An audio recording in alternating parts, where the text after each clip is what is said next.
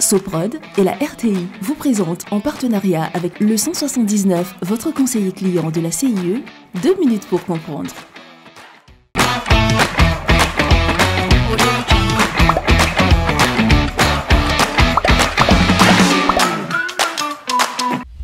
Bonjour, bienvenue dans 2 minutes pour comprendre, votre capsule quotidienne qui vous aide à comprendre comment fonctionne le monde qui nous entoure. Aujourd'hui, je vais vous parler du rhinocéros. En Côte d'Ivoire, nous sommes aujourd'hui obligés d'en parler au singulier parce qu'il n'y a qu'un seul.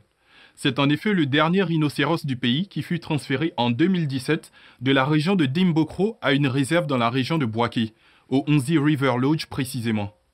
Bon, même si notre ami au passeport ivoirien, puisque né en Côte d'Ivoire, aimerait sans aucun doute la compagnie d'autres rhinocéros, surtout femelles, la solitude, il connaît. Les rhinocéros sont des mammifères ongulés qui vivent en général seuls ou en couple. Ils peuvent mesurer 5 mètres de long pour 1,80 m de haut et un poids avoisinant les 2 tonnes.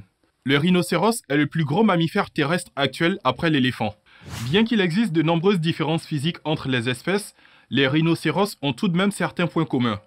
Ils ont tous une grande tête, une large poitrine, des jambes grosses et courtes, une mauvaise vue, une ouïe excellente et un penchant à se rouler dans la boue.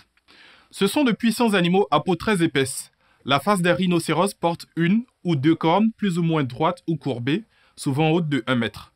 Courant avec une grande rapidité, sauvages et parfois même féroces à l'époque du rut, ces animaux se défendent avec succès contre tous les autres animaux et n'ont d'autres ennemis que l'homme.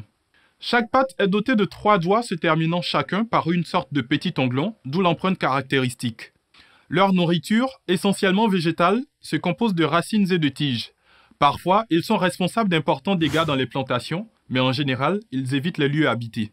On les chassait autrefois pour leur cuir, qui fournissait d'excellents boucliers, presque à l'épreuve des balles, pour leurs cornes, estimées dans les travaux de tabletterie et qui, jadis, passaient pour un révélateur de poison.